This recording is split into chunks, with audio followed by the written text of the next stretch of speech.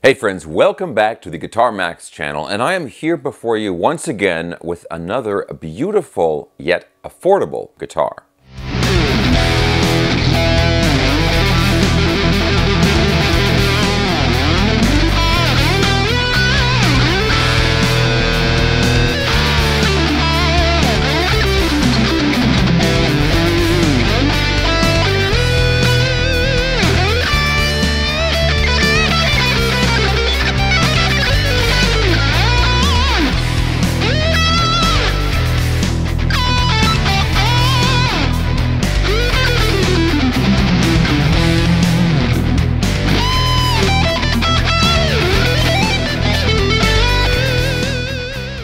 Alright guys, check this out. Latitude guitars.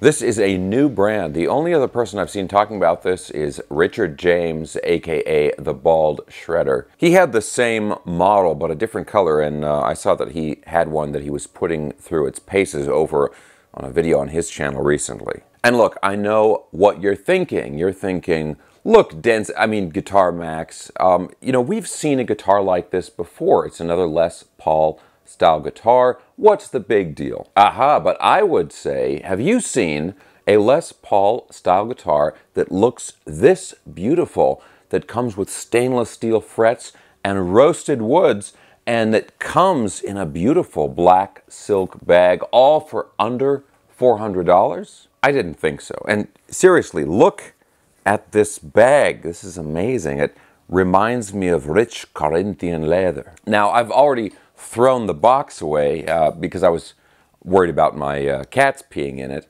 but it came very well packaged. Now, the guitar itself, it came in a very sturdy cardboard box, and then it had this foam insert around it.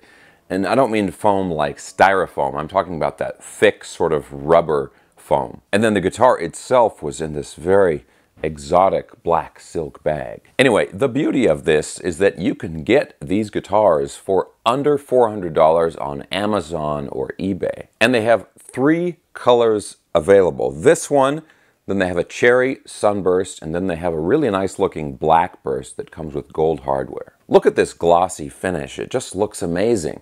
But enough about me. So the specs of this guitar are a nice balance between traditional and modern. You've got a mahogany neck and body, but it's roasted mahogany. You've got 22 medium jumbo frets, but they are stainless steel frets with these really nice rounded ball ends that I'm happy to say you're seeing more and more these days on affordable guitars. It's along the same lines as these super nice fret ends that you find on some of the new Firefly guitars and also the Eert guitars. Now it also has a rosewood fretboard, a bone nut, and a classic dual volume and dual tone control layout. Okay, now there are some other little details and also some things about the finish that I want to point out, but we're going to go ahead and get into the demo, and then we'll look at that other stuff. Now, real quick, guys, if you enjoy videos like this, checking out cool, new, affordable guitars, and also staying up on all the latest news in the guitar universe, and you have not already subscribed, please consider subscribing right now. Okay, guys, let's go ahead and plug this in. I'm going to use my old, reliable Fender GTX 100 amplifier for the demo, and we'll plug this in and listen to how it sounds.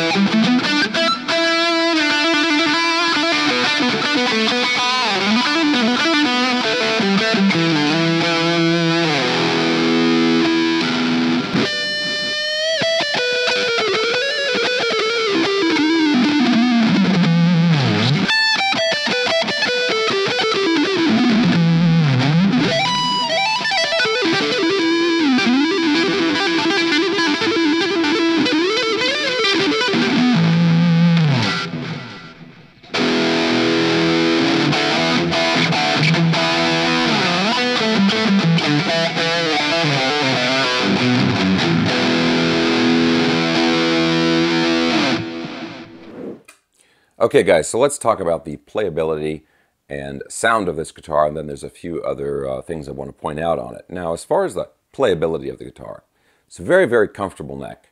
Now, this has a gloss finish on the back of the neck, which is honestly not my favorite. I prefer a satin finish.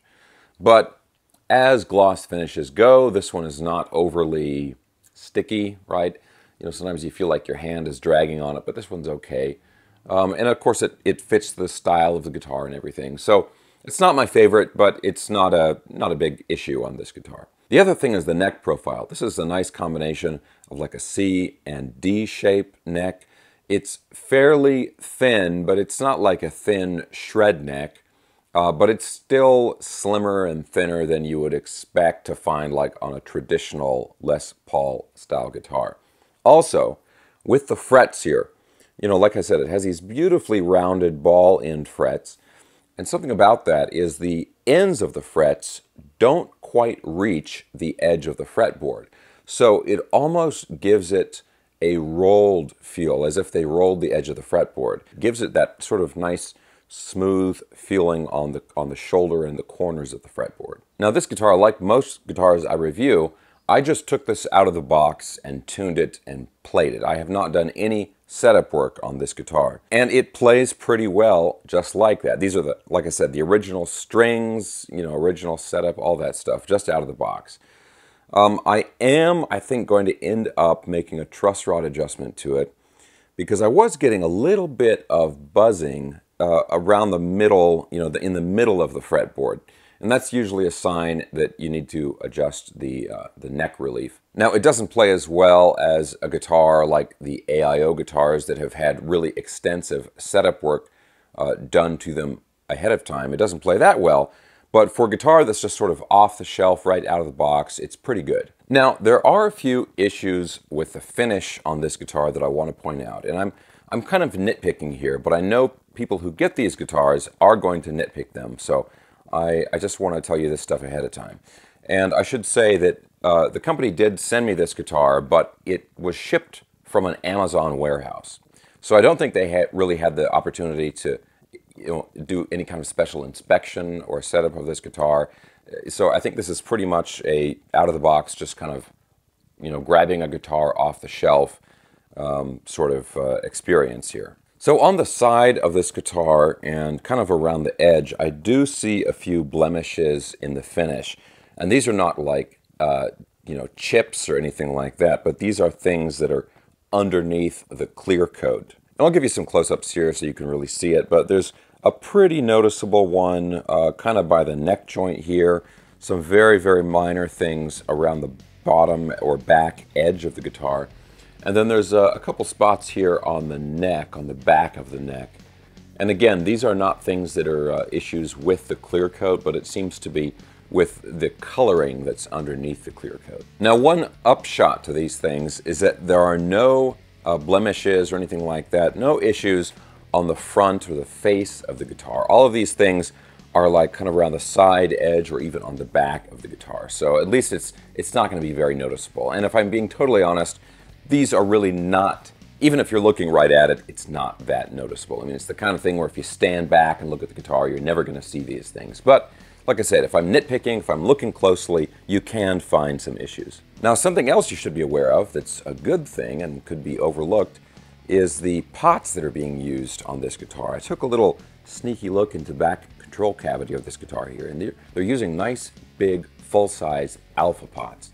These are made in South Korea, and they have a very good reputation for quality. Also, as Les Paul style guitars go, this is a pretty comfortable weight, maybe a little bit on the light side for this style of guitar. I weighed this one, and it was 8.3 pounds, which I think is 3,764 grams. So pretty comfortable weight, and from what I can tell, most of that weight seems to be in the body, so it's going to balance very nicely. So guys, I'm looking forward to seeing how Latitude Guitars does, and seeing the other guitars that they're going to be bringing out.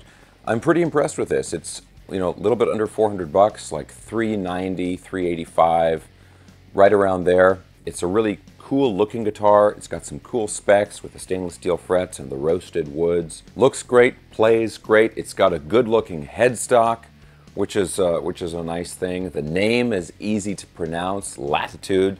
Nobody's going to screw that up. And the guitar was even packed so nicely. I mean, there are a lot of good guitars that are in this price range, that sort of $300 to $500 range. But this one, they did a good job with it. So if you're in that price range, shopping for a single cut guitar like this, I think this is definitely one to consider. All right, guys, so I'm going to have links for everything I was talking about in the video down in the video description below. I'm going to have a link for the guitar, of course, and also the Fender GTX 100 amplifier that I was using in the demo. I will even have a link for the Bald Shredder's video where he was checking out the other color option for that same guitar. And I will also have links down there for my latest instructional video, all my social media, all that fun stuff. Guys, if you've enjoyed this video, please give me a thumbs up, subscribe if you haven't already, and I'll talk to you soon.